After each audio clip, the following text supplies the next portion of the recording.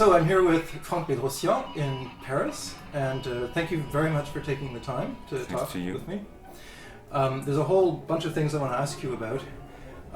Maybe we could start with your beginnings. One of the things that I remember was, first thing I have to say actually is that, to everyone who's watching, is that Franck was actually my first teacher when I came to Paris in 2003.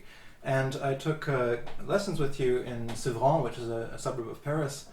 And I remember being struck by one thing, which was that you were somebody that I could talk to about not only contemporary music, but also about pop and rock music and avant-garde popular forms of music, which was very interesting to me because I absolutely was not expecting that when I came to Paris.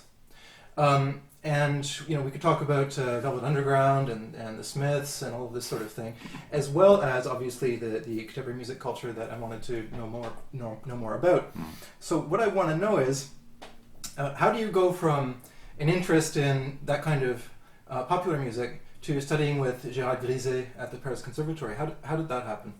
Well, I don't think this kind of, let's say, fragmentation of the listening and fragmentation of culture is something which is particular to me. I met a lot of composers of my generation who had many kinds of listening and many different cultures. One thing I have in common with many composers of my generation is the way that we find a special attitude concerning all the musical pleasures that we might have had in the past. What does that mean? It means that in general, let's say, it's not a rule, but in general, it's quite rare that a musician starts with a let's say an avant-garde kind of culture. When you start being a pianist, for instance, it was my case before becoming a composer, what happens is that you have access to the repertoire, of course, the classical repertoire, and in the meantime, if you're not living in a kind of bubble, then you have access to many other kinds of music. And at one point, you have to decide what music you want to write. And writing music means, composing means trying to elaborate the music and write the music you want to hear the most, and the one that can only be written by yourself.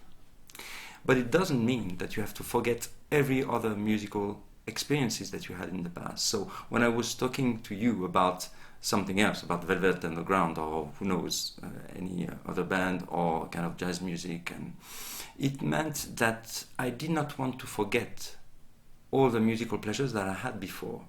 And maybe this is something which is more, let's say, extreme nowadays when you have access to so many musical approaches. If you don't want to forget any of them, but in the meantime you want to have a distinctive voice, then you have to make choices. And I felt at the time, and not only when I met you, but even before, as a kind of puzzle where all the pieces were not in the right order. And I think that for me, at least I can speak for me, not for all the composers of my generation for sure, but it was absolutely clear that I did not want to abandon something which was a kind of physical experience of sound. And it's true that the first composers in so-called new music that really struck me was maybe the spectralists, I think. And, well, just after discovering the French classics now, I mean Boulez and Dutilleux and Messiaen, I think really the spectralists, especially Grisey and Murail, really, and also Levinas, really were important to me. And I do think that this is not especially dramatic, say, revelation, not at all. It was just the idea that I was in front of a problem, which was how to find a personal voice, because I think being significant is important, and we could speak for hours and hours about the notion of style, which is not something which is very discussed nowadays, but it has to be, I think. But when you want to find a personal voice, in the meantime, not forget anything about about the experiences I was speaking about. then you might face a problem, let's say, of authenticity, because if you deny the musical pleasures that you had in the past, then you're not really true to yourself. And for me, the key was really the timbre and the sound, because what I liked very much about rock music, for instance, was not only the fact that there were songs most of the time, or let's say tonal music. Of course, I liked the music for what it was, but it was also because of a certain attitude towards sound, and not, let's say, the same one that I experienced with classical music, for instance. So I had this kind of electric pleasure of sound with those bands I was talking about when I met you. And it's true that I never forgot it. And I don't know why I should. In the meantime, I was never attracted by a kind of postmodern attitude, which would be, for instance, to integrate some perfect chords in my music. So it's true that what I took from that, from other things than classical music and new music, was a kind of strong physical experience of sound given by all of the kinds of music, actually. It's the case with avant-garde jazz or free jazz. It's the case with rock music. It's the case for many other musics that put the body, I would say, in the center of the musical experience. And that was very important to me. So when I think there was something I took from these experiences, I think this was the right one, because I think, well, I guess maybe I don't have the distance, but I've been told that this kind of physical impact, you can find it in my music. So I think that I took what I like the most from those experiences, and in this way it was not preventing me of being myself, even though I had a very fragmented culture in music. That's true. Mm-hmm, mm-hmm. Well, another thing I find interesting is that you mentioned L'usage de la parole, which is one of your probably earliest pieces in your catalog. And it strikes me that you found something very early on that really is distinctly your own. And that's a fairly unusual thing with composers. Like, very often, you know, it will, especially if you're trying to synthesize a lot of different influences together, it can take a very long time to develop a personal style. But you seem to have hit upon something very early. So, first of all, is that how you view it yourself? And secondly, how do you think that happened? What is it that was, you know, particular to your situation that you were able to find something really quite personal early on? Well, of course, it's not something you can force. I mean, I was speaking about the concept of style and distinctive voice, let's say, identity, whatever you call it. I think that there were several, maybe, keys to understand that. First, I took my time. That's paradoxical response to your question. But I think that if I had followed, let's say, the institutional rhythm, and the rhythm which is more or less imposed by the sociology of new music, which means having a commission, responding to it in a positive way, writing quite quickly the piece, because very often the piece is asked to, let's say, very, very late towards the concert, where you don't have a lot of time to write a piece before it's played in concert. If I had followed that, or if I had applied to all the academies, I would have, there would have been a kind of dispersion, I think. But I took enormous time to write pieces that were even the shortest ones before L'usage de la parole. And of course, this piece, it took me, I'm almost ashamed to say so, but it took me, I think, something like 6 or 7 months for a piece of 7 minutes. And well, it's unusually long. I took my time because I wanted to be sure that everything that would be in this piece, even minuscule decisions, would be thought, really. If I had written it quite fast, and I could have, because before I wrote music before, and of course I did the harmony and counterpoint classes, and you learn to write quite quickly, let's say, with those exercises. I could have written faster, but I refused, to do it. And it seems to me that a part of my trajectory relied on certain aspect of refusal, let's say, or at least a kind of really conscious attitude toward my own breathing rhythm as a composer. And this is something that I'm trying to emphasize generally. A composer should not. I don't say what people should or should not do, but it seems to me that listening to your own rhythm as a composer, if you need, let's say, 1 year to compose a piece, or if you need 2 months, it's respectable, but you have to respect yourself and respect the rhythm of your breathing, let's say. And that's what I did when I entered the Conservatoire. So it took time for me to accept that I was not the fastest composer, and I had to deal with that. So if I did not make some sketches very much, if I did not reject the things that I really did not want to influence me, if I did not choose each aspect of this piece that you're talking about, this trio, then I think my progression as a composer would have been slower. So I think if I have a beginning of response, because of course I don't have the distance once again, but it seems to me that by being slow, I was faster maybe finding the things that I really care for. And there is another aspect for responding to this question, maybe another clue. Unfortunately, when I entered the Conservatoire, I was supposed to work with Gérard Grisey, and I met him a few times, and 3 months later he died. And it was a big shock, of course, not only for me, but for many, many composers, I guess. This was in 1998, yeah. And it's true that after that, I guess that I think it was a shock, because I realized that I did not want any other father figure, I think, in my progression. I would not like to have that anymore. And maybe because of it was a kind of shock, I think, really. So after that, I looked at the score, his scores, a lot, that's true.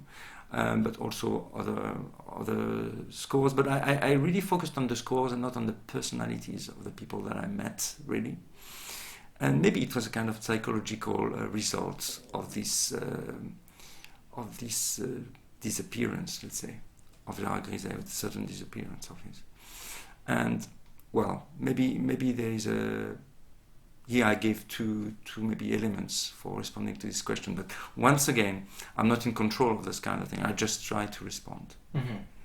So you're writing pieces very early on that were, I think it's safe to say that there's a kind of radicality about those pieces, and it wasn't really a typical music for its time, right? So pieces like IT in English, or L'usage de la parole, or the piece for bassoon and electronics. They take a very unusual approach to instrumental writing in particular. So what was that experience like at the beginning? Like, was it, did you encounter any resistance? Did you have to, do you see what I mean? Was it complicated? Well, you mean from performers, from other composers, from teachers that you might have had before that? Well, yes, but I once again, it's a difficult question, because yes, for sure, there was some resistance, especially, let's say, in the 90s, the beginning of the years 2000.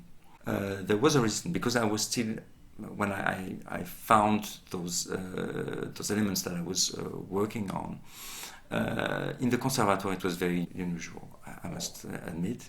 So what happened is that I decided to have this kind of a confrontation with the young musicians that I was lucky to meet there. And amongst them, people who made a career later on, like Brice Martin, who was a student of Pascal Gallois for the bassoon, for instance, Mathieu Stéphanus, who is the clarinet player of L'Instant Donné, French ensemble. So those people really helped me, and we were young, and I think I experienced, let's say, all this kind of researches that I made about what we call extended techniques, actually, and there is something to say here. I was never interested in extended techniques for themselves. The technique is a technique, and there is nothing to say about that much. It was only finding new colors, let's say, and new kinds of energies when playing. The idea also is that without knowing, once again, in order to make a link with the first question, the idea for me was really to find a way of having this kind of electric sensation with instruments of the repertoire. Really trying to find a third sound between electronics and instrumental. I needed this electric sensation that was manifest, absolutely. And I was not ideologically oriented at all, but it was just a physical sensation that I needed. Yes, like a kind of addiction, actually. And I worked with them in that direction. And it's true that I realized that the techniques that I was experiencing and finding and writing for them were supposed to be mixed and elaborating a kind of counterpoint of lines and complex sounds, of complex colors that I found with them, would help me creating a kind of, at the time, kind of wall of sound, which really appealed to me and spoke to me, not only, let's say, at an emotional level, but also at a physical level. And it's true that those kind of techniques, which have to do with distortion most of the time, or transformation of identity of the instrument, this was really speaking to me. So I concentrated on these aspects.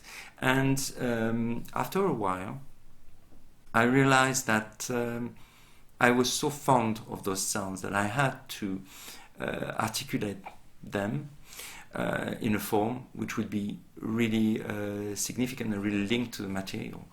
And it's true from that point of view, I was influenced by spectral music, and I was influenced by electroacoustic stuff also, because I started to experience it at the Conservatoire at the time.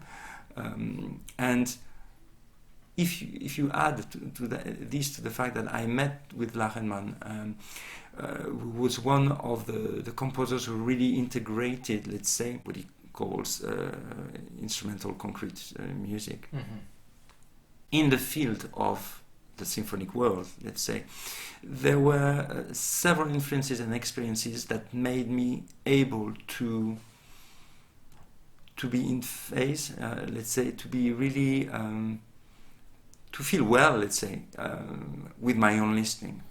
I think that I tried to be very connected to my own listening when writing those pieces, and you have to, at least I had to, and I still have to compose a piece which is the truthful consequence of my listening and the way I'm listening to music. So the music I want to hear the most, let's say, must be written by me. So these efforts, I think, came of the fact that I really wanted to have a musical sensation which was connected to my past, but also as a musician, as a listener, but also which was seminal and would give me the envy of writing and exploring a path which was rich enough. So yes, that was the case. It seems interesting also that you talked about Lachenmann and Grisey and Musique spectrale. From a formal point of view, those two musics are really opposites to each other, because spectral music tends to be very process-oriented and very directional, and Lachenmann's music absolutely is not. Yes. Right. So how did you reconcile those two things? Because with Lachenmann, there's obviously a focus on the physical material of sound, and also the way in which those sounds are produced. And spectral music is very, very. It tends to slide from A to B in a straight line. Not always, obviously. And Grisey at the end of his life was moving away from that towards much more complex forms. But yes, so clearly I was more influenced, let's say, from the formal point of view by spectral music, and before that by Ligeti also. This kind of continuity, which is very important to me. It's more important than anything else, actually. I want to be guided, but in the meantime, have a form. Well, let's try to elaborate a form which is full of surprises and accidents. So much that it would have, ideally, let's say, the continuity of a dream, full of things that do not seem to be expected at first, but become a necessity afterwards. Which means that when something arrives in the ideal position, which is not always the case, you have a surprise, but afterwards this surprise seems to be necessary in order to keep a perfect balance on the long term between continuity and surprise. Let's say each surprise should be coherent, and each the coherency should be always surprising, and the balance between those two things is the thing I'm looking for. But it's true that as time passed, I think I went more and more into the complexity, let's say, and I don't want any more forms that are too obvious, because it's true that sometimes, even though some realizations were really masterful for spectral music, sometimes I felt a bit frustrated by the fact that the continuity was lacking of mystery. The sonic objects were wonderful, let's say, and striking. There was no question about that. But in terms of continuity, I felt that there should be some mystery and some surprises all the time. And it comes from the fact, like Robert Bresson, movie director, says that the consequence should always come before the cause. If the cause is given, and then you have the consequence, you understand what happens in a movie, in music, whatever. But it's true that it does not question you that much.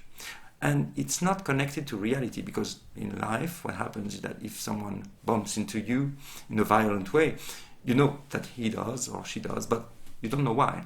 So you have the consequence first, but then the cause, you know about it.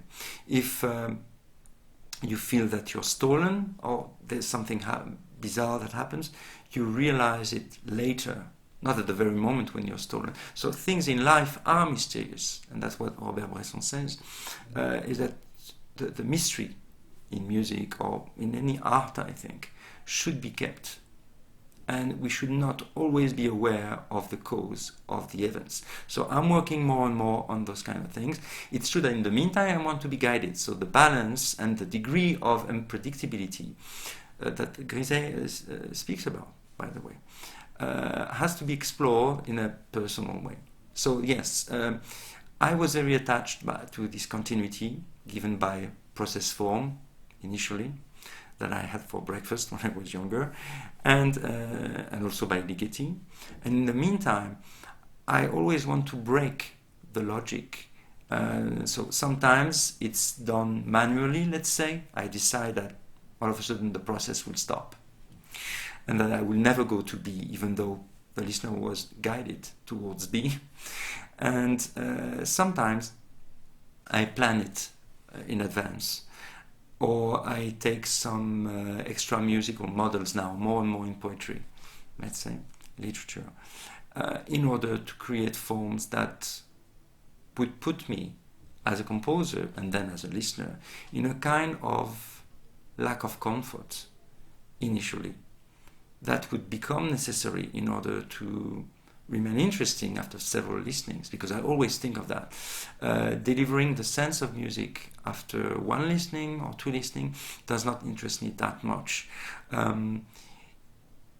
I prefer, let's say, introvert forms, the forms that you need to meet and make an effort to meet, rather than extravagant gestures that give you everything at once, and then you're done. Right, and you can be sort of passive as a listener because you don't have to think too much. Yes, yeah. yes. Mm-hmm. I think, for me, the composers, the writers that I like the most are the ones that are provoking your imagination very freely, I would say. That's why I'm fond of Dickinson, or I'm fond of Rimbaud. For this reason, they open the imagination and they let you alone with your own imagination. Once they provoked it, I think it's very important for me. So another thing I wanted to ask you about was saturation. So you're one of the composers that early on, for better or for worse, you received this sort of etiquette, this kind of label. Always for the worst for the etiquette. Well, that's what they say. I mean, I was speaking about this the other day with Julian Anderson with regards to composers like Grisey, Spectralism, or Ferneyhough with La Nouvelle Complexité, New Complexity, and also with saturation. And there's a couple of ways you can look at that. On the one hand, it can be convenient and helpful to have a label because it provides sort of an easy way to sort of understand what you're doing and also to separate yourself a little bit from others. But it can also be difficult. It can also be a limiting thing. So how has it been for you to have this term, saturationist music, attached to your work? Okay, well, yes. Really thank you for asking about this, because it allows me to speak a little bit of how the word came out. It was certainly not a will from my part, nor from Raphael Sendo, with whom I started to conferences about the topic, to make a kind of school of thought. It was not the case at all. I can say how it happened, actually, and maybe it will respond to a part of the question. First, it happened because I was at the Villa Medici at the time, and a little bit before, at the Ensemble de Jeux d'Ezem, and at the time it was Pierre Roulier, the artistic director, asked me to think of a topic I would like to speak about in a conference, mostly about my music, because they wanted to make a full season around some pieces of mine. So they did for several other composers later, for instance Francesco Filidei or Oskar Strasnoy and others, Dmitry Kolyansky. But that year, in 2008, I think, 2007, it was for me. And so I started thinking about how I would approach the idea of conference. And at the time, for some reasons, I was a little bit shy about speaking only about my music as a kind of manifest. And I thought it would be more truthful and more interesting also for an audience to put a topic which was really interesting, not necessarily speaking of me, but really a topic that was worrying me at the time. And at the time, I was speaking a lot with Raphael Sendo, and we were exchanging, even though he was in Paris at the time, at the IRCAM Cursus, and I was at Villa Medici, but we were, let's say, speaking a lot, maybe 2 or 3 times a day would be normal. And which is quite rare between composers, maybe, I don't know. And so we were speaking a lot, and there was this obsession for complex sounds, which means, of course, well, just to explain, maybe sounds that have enormous amount of frequencies, and when you cannot, let's say, put a note, let's say, on them, for instance, tam-tam noise or noises that you find in nature, you cannot find a pitch really which is dominant, and generally it's because they have so much frequencies that you cannot recognize one of them inside. I try to simplify. After that, we have to refine the description, but I want to be very clear. And the thing is,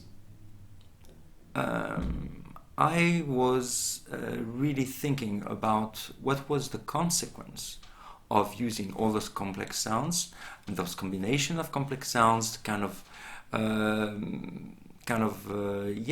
wall of sound I was trying to elaborate for most of the pieces, not always in the whole piece, let's say, but very often there was a tension of, let's say, an amount of frequencies, an amount of complex sounds that was so permanent at one point that I wanted to think a lot about the consequences, aesthetically, poetically, of those decisions. And I decided to, and I proposed to Pierre Woodley at the time, to speak about that in a conference, because that was the thing I was obsessed with, and I think Raphael Sendor was too. So I said, well, we could make a kind of conference, and I will speak about my music, and maybe Raphael can speak about his. And that's how it happened first. And it's true that from that moment, I think, maybe because associations of composers on one topic was very rare. Actually, it's true that I had this kind of connection, with strong connection with Raphael, but at the time it was not that usual to have two composers, I think, at least in Paris, speak together about a topic. And it was taken as a kind of strong political statement by some people, which was not the case, because I really do think that you cannot try to evangelize, I don't know if it's a word, people about one topic in music. It suits to a few people. Maybe it will have an influence or it won't have an influence, but you cannot force people and impose a subject. So my idea of doing conferences was not at all about creating a school. I mean, maybe because I'm teaching always, and I know that it doesn't work. Each person has his obsessions and must have his or her obsessions, and that's the best. And each time you have a special material that appears, or a special attitude towards something that appears, a few people will be creative with it, and after that there will be another approach, and a few people once again will be creative with it, and once again there will be, it's a kind of permanent renewal. Sometimes it lasts 5 years, there is a fashion, or 10 years, and then another fashion, and in retrospect you realize that very few people really were creative with a special material, I think, a special attitude of philosophy of music. So the idea of making a school of saturation was not at all the purpose, actually. But I think the word was clear enough and evocative enough for some people thought, okay, it's a kind of post-rock attitude applied to new music. Well, that was maybe the most common, which was not the case. I'm not Frank Zappa, I'm not Lou Reed, I mean, I never wanted to be. So there was this kind of first perception. And it's true that if you look at the few texts and conferences and recordings that we made, we spoke about this influence, that's true, about the physical impact, about the kind of common material with some other music that were not really, at the time in France at least, popular in new music, that's true. So it was perceived as a kind of a post-rock aesthetic, let's say.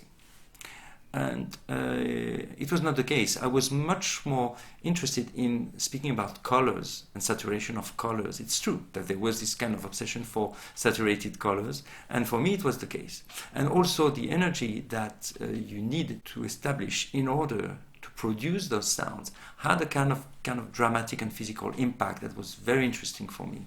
And I wanted to speak about that, but this, let's say, aesthetic aspect was much more difficult to communicate than the idea of saturation as a kind of electric approach to new music.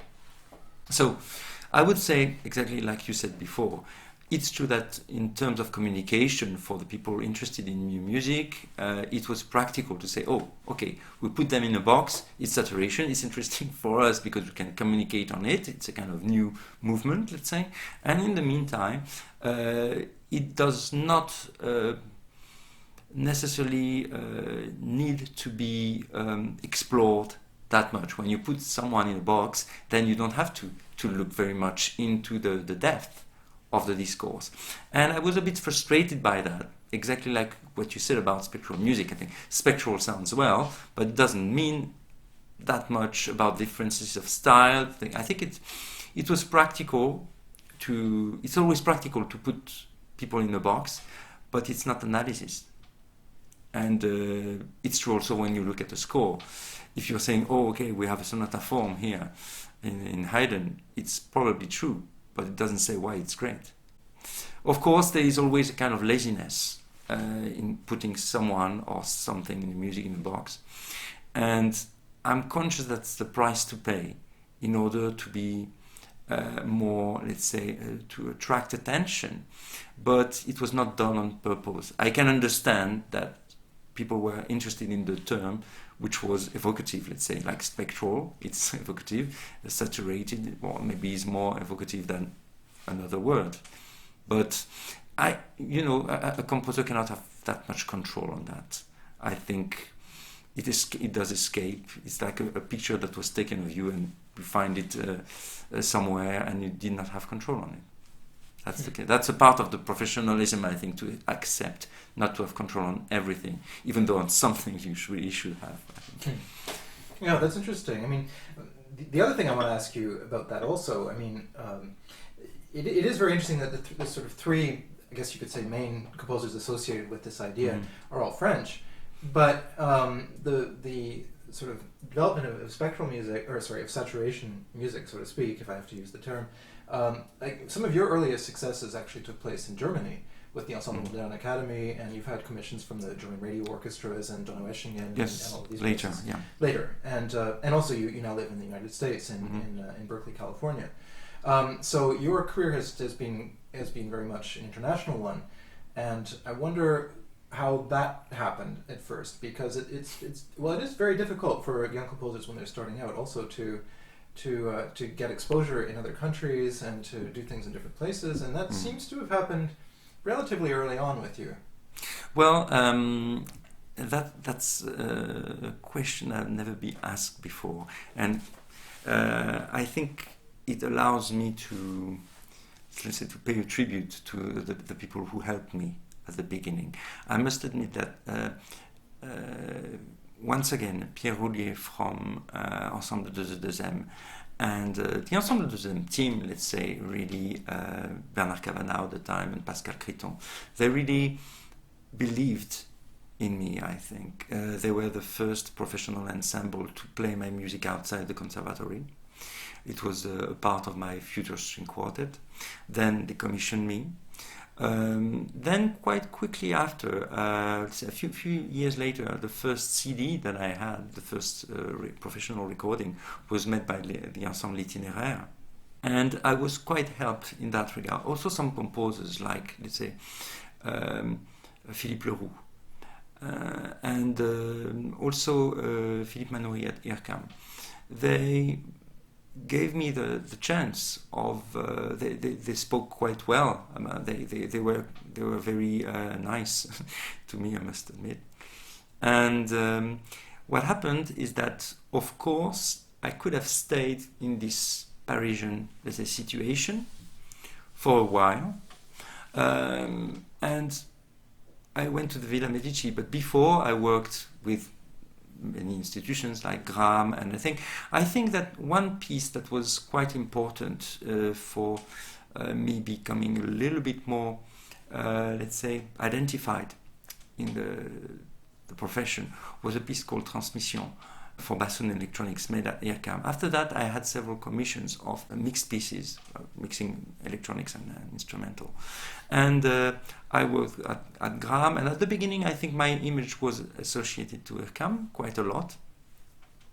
And I remember that at the time, even though internet was more or less I wouldn't say at the beginning, but was not as popular as now, I remember having a contact. I don't remember how it was, with Jean-Luc Plouvier from Ensemble Ictus, the Belgian ensemble.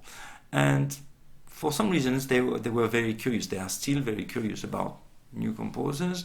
They had listened to some of my pieces, and they said, well, we have maybe a spot which is free now for a concert in Ars Musica.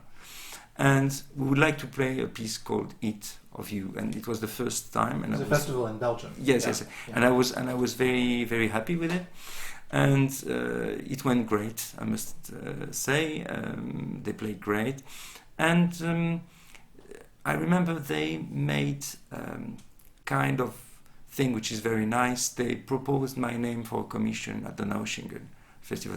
At the time, it was Armin Keller, the artistic director. And they wanted to commission me, and they proposed to Armin Keller in Donaueschingen. And I must say that Armin Keller was, who died, I think it was in 2014, unfortunately. he was very courageous because he was able to say, okay, in my festival, which is the National Festival, there can be some room for young composers that are not necessarily known. And he listened, and because of Ictus, and he commissioned me this piece. So it came from the music, I would say, but also because some people were really interested and courageous enough to make a program with composers that were not known at all in Germany at the time. Me, and later also with Raphael Sendo, we had the same concert. So I must say that I was lucky to meet people who really helped me, and I'm very grateful for this. I think also that I was never trying to settle in a special situation. For instance, when I was at Villa Medici, I did not want to stay comfortable. Of course, you cannot stay forever in Rome at Villa Medici, but I stayed 2 years. But I wanted to move forward. And I learned that there was this position in Berkeley, which was open, and the kind of competition that you have to do for having the job. And I applied, and it worked. So it's true that my trajectory was at that point beginning to be international because of this kind of recognition that I had in Germany, and after that in Witten also, with Harry Vogt, the artistic director, commissioning me some pieces. And it attracted the attention, let's say. Even though I moved to the US, I was supported. I kept a strong contact with Europe. And also I was supported by the Echo Ensemble in Berkeley and his conductor David Mills. So I was lucky to have people who really supported me, even though I was not anymore in France. But one thing I think that needs to be emphasized is that it happened because I was not afraid of leaving. I would say I was not necessarily afraid of leaving Paris, of leaving France, knowing that I would stay strongly attached to the musicians that had supported me so far. And so if I had an advice to give to maybe to composers, not to be afraid of leaving the place which is comfortable for you. Because, of course, when you are comfortably settled in any place or any aesthetic place or psychological position, financial position, whatever it is, well, it's quite rare for composers to be financially, let's say, comfortable. But I must say that if you don't have this idea, that's what I've observed, not only for me, but if you stay comfortably settled in a place which is good for you, after a while, the comfort creates a kind of laziness, I think. And I always try to surprise myself or to change the path at one point when I feel. I think it's a psychological thing, for maybe personal. If I feel that the comfort is coming in, then I feel uncomfortable because of that. That's the thing. I'm glad you mentioned that point, actually, because I experienced something a little bit similar. It's not the same, obviously, but I lived in Paris for 10 years, and then I left for Strasbourg, and I've been living there for 5 years now. And I remember there were people at the time who said, well, you can leave and go to Strasbourg and all that, and but you have to be careful because you've been in Paris a long time, and that's where your network is, and maybe you'll lose your contacts, and maybe it'll be very difficult to start again in a new place. I heard exactly the same thing. Yeah, it's funny. Yeah, I'm sure. I was going to say, I'm sure you heard the same thing, and it's actually not true. It's actually not true. No, it's not true because first I think that maybe I felt not alone living. I was with my family. Maybe it helped. Certainly, it helped. And once you have this kind of, let's say, presence around you, it's easier to make radical choices. But I don't know how it happened, but I think the mentality which consists in thinking that once you have the comfort, you stay, until it's becoming not necessarily good and that you're in a bad position and then you want to change. I think maybe it's difficult to do, but accept that you live when you're still in a good shape. not when you're in a bad shape. You know, it's difficult to accept sometimes, I think. Yeah. So leaving and quitting the contacts, it's not the case, because nowadays you have so much ways of communicating with people. Maybe in the 80s, for instance, it was not the case. If I had lived for Berkeley in the 80s, the situation would have been much different. Or I cannot imagine what it was for Schoenberg or Stravinsky, for instance, at the time.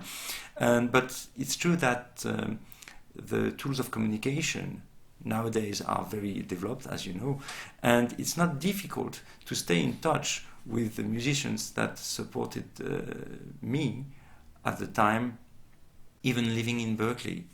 I had to make efforts to go back and forth because I didn't want to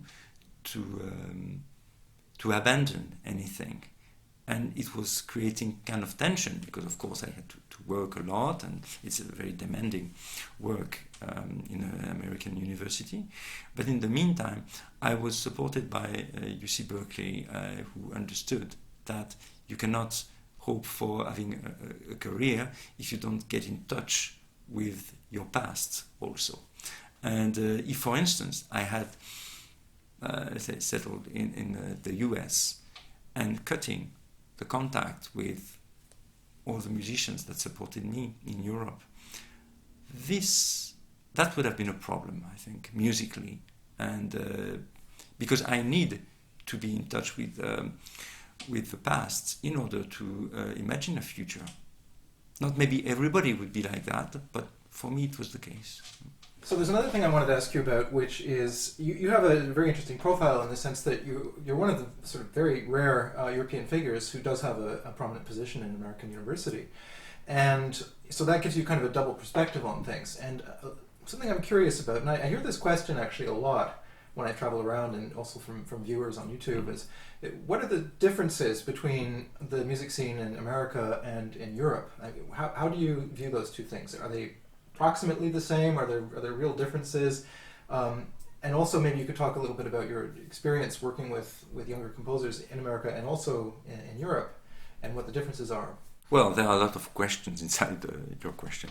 I would say that, of course, there are some economic differences which are enormous, because there is no, let's say, help from the state.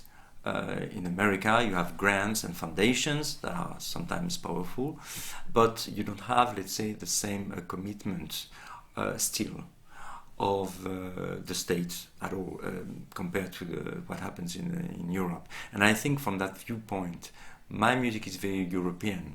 It would have been difficult to find the same amount of rehearsals or the same time for developing my identity if I was, say, born and never left America, I think. So the economic situation from that point of view, the commitment of the state has nothing to do, especially from me, from France, where in the 90s especially, and still, the commitment of the state as a Ministry of Culture is still very important for the ensembles, for many, many things still, and hopefully it will last. Hopefully it will last, because the music that I'm writing, and many of my colleagues are writing, music which does not have a strong economic impact, or sometimes near from zero. But it does not mean, of course, as you know, that it's not good enough or something. And this mentality that a music which does not necessarily meet the capitalistic economic model, but still is extremely valid, has to be defended. And I'm totally in that perspective. Now, considering the differences, I think that it's always you always need a kind of recognition, let's say, as a young composer, and even later as a less young composer, in order to continue to write. So when you don't have the support of musicians who feel that they are supported and financially, and it's more discouraging, I think. So if you want to have, let's say, this kind of experimental dimension in your music, and to have at the same time the possibility of rehearsing and let's say have the professional musicians being paid by the state or another organization, which happened for me when I was as I was raised in Europe, in France. Then what happens is that you can develop a style because you feel supported by the state, the people who play your music feel supported. So when you don't have this kind of dynamic recognition, of course it's financial, but it becomes psychological also. You can develop a music which is which is, let's say, free from money issues, let's say, in a way. You can write music when you know that people will have the time to rehearse, but when it's desperate and you know that people won't have the time to rehearse the music, then there is a kind of self-censorship which can interact with your will as a composer, and that becomes dangerous, I think. So this model of let's say organization that support the music which does not have necessarily a strong impact economically has to be defended, and this is something which sometimes it's difficult to understand when you're living in America since a long time, because you don't have the same thing than in Europe. So for me it was something I had to handle as a teacher there. And when I speak, especially in Berkeley, but not only in Berkeley, with the young musicians, some of them are, let's say, leaving for Europe, or might be for Berlin, for Netherlands, for Belgium, for France, and because maybe they think, and sometimes they're right, that they will find the support of a community which is not necessarily prevented of dreaming by this kind of money obsession. And I don't say, of course, that you don't have money obsession in Europe. That would be stupid. But at least for the arts, you still have some kind of support. And that is extremely important to me. It's not the same thing that for writers, I think. You don't need that much money for writing a book, which is experimental, let's say, than for writing an orchestra piece for 80 musicians that need to be paid, which would still be experimental. So it's true that the art music and new music or new classical music, I don't know how you want to call it, it's something very challenging economically in a capitalist democracy. And we have to fight for it. Right, because one of the things that you can say about that is that it's not as though everything in a society needs to be subjected to the forces of the market. Yes, absolutely. And there is this tendency to think that, oh, okay, so if we do maybe music which is more consonant or more repetitive, etc., okay, it works, the economic model, this music.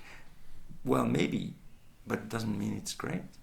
I mean, so I'm always emphasizing on that, and it's true that the only solution I'm proposing to younger composers, let's say, is to think themselves as international composers very quickly. Not to think that, oh, first I will find a job in US or anywhere else, and then we'll see. No, we won't see. The US will always be small, Italy will always be small, France will be small, Finland will be small, because the interest for new music will always be, let's say, possibly limited, depending on your style. It's true that some people write interesting music, really, and they are slightly more success than others, let's say. But as long as you stop writing, let's say, accompanied melodies, you're experimental for most of people, I think. And it's a kind of taboo, I think. But look now, I mean, if you have a recording which is published on iTunes, you find it on iTunes Store, it's called a song. It's called a song. I mean, everything. If you're out of the song, let's say, bubble, if it's not accompanied melody, it's called ambient or experimental or new music at the worst. But I think that we were speaking about categories. The need for simplification is the worst, and we have to fight against simplification all the time. It's true, at least in a democratic capitalist context. Maybe we will invent other models economically, I hope for it. But at the moment it's the case like that. So it's true that my discourse is quite defensive, but I did not, meet any composer who is not, wishing for more support, financially, because the lack of money can, at least in music, not in all arts, I don't think, but can prevent you of being audacious and experimental. And there is something very vicious in this situation, is that it does not necessarily come from the outside. I will take an example. If you know that, once again, a musician will need to interact with you during the rehearsals in order to achieve something, a technique, or let's say if the conductor needs time to speak with the musician in order to achieve a combination of timbres, you know it takes time. So when you see and you think you won't have enough rehearsals, what happens?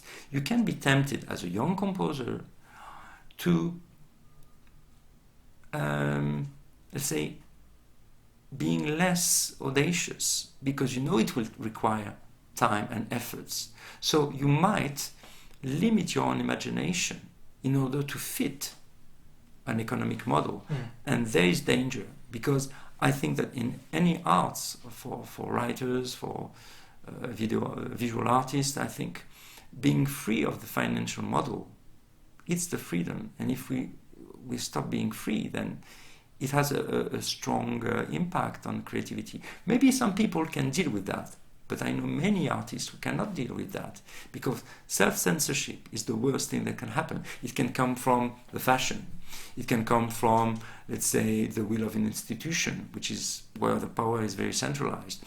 It can come from financial constraints. But everything that limits your imagination is dangerous. Well, you could also argue, though, there is clearly an economic Europe in model. There is also an economic model in Europe, which it has to do with the way that the state funding is spent and who gets it, and the way that the certain institutions will decide to promote this or that. I mean, so that it isn't as though there's absolutely no constraints here whatsoever either, because there is also a certain. You could argue that there's a pressure from the festivals and the programming directors and this sort of thing to go in this or that direction, or to do this sort of a piece, not to do pieces too much longer than 20 minutes and so on. That's also a form of pressure. Yes, for sure. I guess that a composer has to find maybe the place where he or she can live, where the imagination will be, or at least that the music will be less limited than in other places. If you're in a place with a community which is supportive of your work or share the same concerns in music, then maybe it's good to live there. And if it's not the case, if it's not a stimulating environment, not only financially but psychologically, or if you feel completely lost, then it becomes quite difficult on the long term. So that's why I'm always emphasizing on the fact that we are all, at least potentially, international composers. At least we should think like that, especially now with internet, where it's so easy to have a contact with Australian composers in France or in the US, or you can have exchanges that are great. So always maybe travel, I think, and meet people for real. That does not, nobody is prevented of doing that as much as one can, at least. But I really do think that a composer, even though we need a lot of solitude in order to compose, cannot be isolated completely. Sometimes you need to be isolated, and we were speaking just before, and you tell me you're kind of a monk in a way. But I think that it depends on the personalities. Some people need to live in an introvert way, let's say, and not to meet everybody and to see everybody and to speak with everybody. It depends on the personalities. And it's true that for me, I had the impression that I need very often to stay quite isolated in order not to be disturbed and taken apart from what I really want to do. But I can understand that for other people it's the opposite.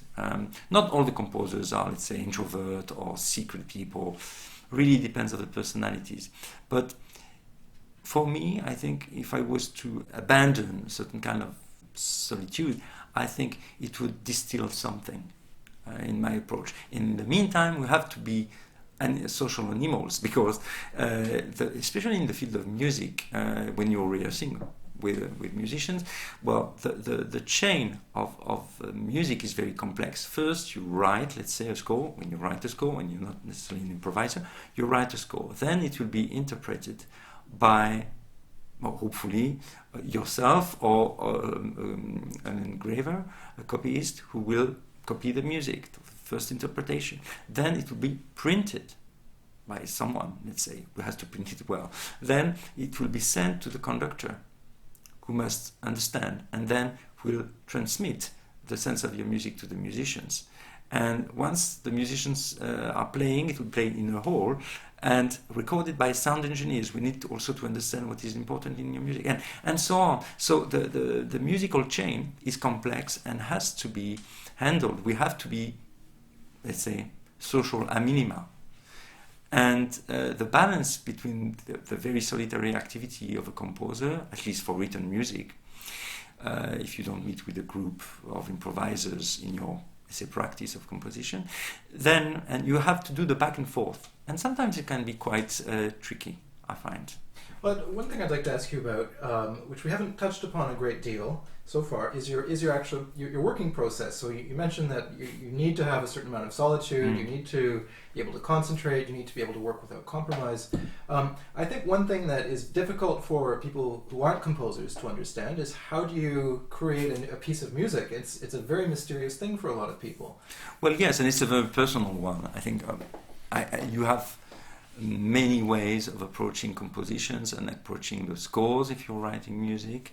And I know some people who are not working necessarily like me, even though I did not exchange that much with composers. Some people are more formalists than others. Some others are more intuitive, and more in this case. I could maybe a bit describe the process of composition, let's say. Most of the time, personally I'm very attached to the score and I would say the paper. The written document. Yes, the written document. And in order to be, let's say, very free of my ideas, I've always found that writing music on paper for me was the right thing to do. Maybe because I have a strong link with tradition, and also because I don't want to be dependent of, let's say, pre-formatted music softwares and music notation softwares. I always hated it. Personally, I always feel constrained by those kind of things. So I'm working with paper and pencils and fountain pens, very vintage way. And once I'm starting composing, very quickly happens the need of verifying what I want to experiment, the combinations that I'm trying to elaborate. So sometimes I don't necessarily do it because, of course, when you're mixing 13 musicians together, you cannot necessarily have them. It's rarely the case. But individually, I'm always experiencing meetings with musicians in order to know if individually the things that I wrote sounds like I wanted them to sound. And this kind of very lively exchange create emotional link with people, which is very important to us as a composer. Well, you're working on, as you mentioned earlier, very complex materials and sometimes chaotic and unstable sounds. So it isn't as though you can just sort of write them down on paper. You have to really know how those sounds are produced. Well, yes, how they are produced, and also something we don't speak that much about, which is the degree of approximation. Because when you are working with, let's say, extended techniques or colors that are produced, sound colors that are produced by kind of extreme gesture of an effort of energy, an excess of energy, of course you have a margin of kind of variations, which is quite important. And you must know the space, the self-variation of each sound in order to integrate it in your musical language. Of course, the music which will be played which always be approximated, of course, more or less. Some people are play well in tune, some others not if they are not professional necessarily, but most of the time they're playing pitches very precisely. And for the timbre, it's quite different because you might have, let's say, a gesture played on violin very sul ponticello, which sounds very metallic, or if it's sul tasto, it's kind of flute-like. So those things have to be controlled, but it can be approximated. And one of the difficult things for a composer to work with those sounds is to accept that the approximation must be integrated in your musical discourse. Because if a sound or a gesture is approximated, it should not destroy the sense of the music. I will give an example. If you're playing Mozart sonata, for instance, and you're not doing the crescendo, right, it does not mean that you play right. That's the good interpretation, of course. But it does not destroy the sense of the music as much as if you're playing a cluster at the same point. So all these hierarchies and all these degree of approximations must be integrated by the composer in the musical language. And it's true that for this reason too, we have to interact with musicians in order to, let's say, identify how the sounds and the techniques and the gestures of the musicians will behave inside the music, which is supposed to make sense. And that's why generally, well, I spend most of my time, let's say, in front of the score at my desk. Well, it's not extremely exciting, it's very boring, but not for me at least. But I can understand that, yes, it's hours and hours, but it's not a dramatic revelation because I know a lot of composers who are working like that.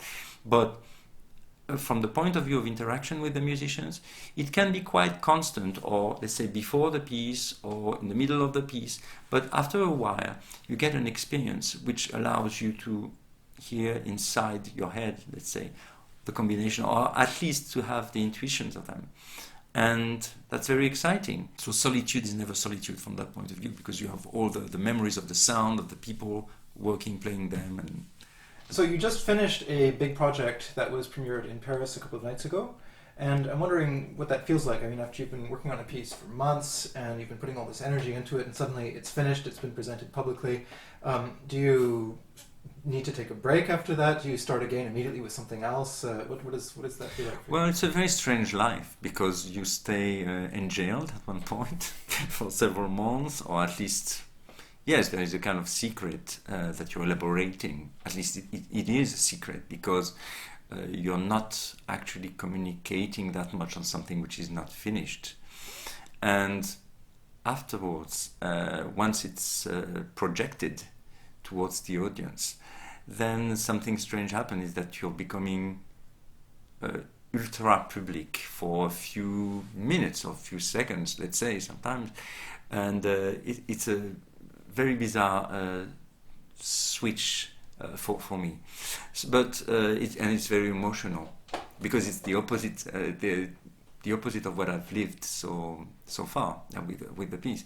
One thing I can say is that I was extremely happy with what happened with the Ensemble Modern Akademie and Matthias Pincher, who was conducting the piece that I wrote for, let's say, 10 months maybe, a piece inspired by the poetry and let's say the trips of Rimbaud in Europe and Africa. I'm sure that in a way I will miss this process, which was quite particular this time, because I read a lot of poetry by Rimbaud, lots of things about his life and so on. It was like living with someone at one point, being so obsessed with him, and I liked it very much. I never did it that much, even with the Dickinson poems that I really musicalized in a way in the past. It was not that much maybe work. In the case of Rimbaud, the project was a bit special, because it was a piece for ensemble and no singers, but the text was, let's say, within the musical form, within the articulation, within the orchestration, and also said sometimes by the musicians who become a kind of big speaker inside the instrumental world. So it was a very special project for me, and a lot of effort, because for 2 months or 2 months and a half, maybe more, I elaborated the scenario as if it was an opera, actually. And this was new, and once again, if it was not slow, I think it would have been, for me, it would have been less significant in the end. I guess that the more the time is passing, the more I need to elaborate in advance, let's say, the form, and let's say put myself in such a mental preparation that I cannot avoid to do something more, let's say, significant. The more it's self-suggestion almost. I wrote 2 notebooks, complete notebooks about the project before writing a single note, which was quite new for me, and I don't regret it. But I will miss, I think, this elaboration before composing a piece, and I think I will repeat this project, which means I'm going to be slower and slower composing, probably, but I like it. I like it very much, and now I need a break, but it won't last that much. Maybe at one point it's not impossible that I will take a break for just thinking once again about the notation issues in my music, about the relationship that I have with the idea of melody, for instance, and how to integrate and renew the whole thing from within. Because once again, I don't want to abandon the past, but I cannot sit on it. That seems like a good place to stop. Thank you. Thank you very much for taking the time to talk with me. Thank you. If you like this channel, support it. Your help allows me to keep on making high-quality music education videos available to anyone around the world who wants to watch them at any time, free. Check out the rewards for varying levels of support at www.patreon.com/Samuel Andreyev. Thanks for watching.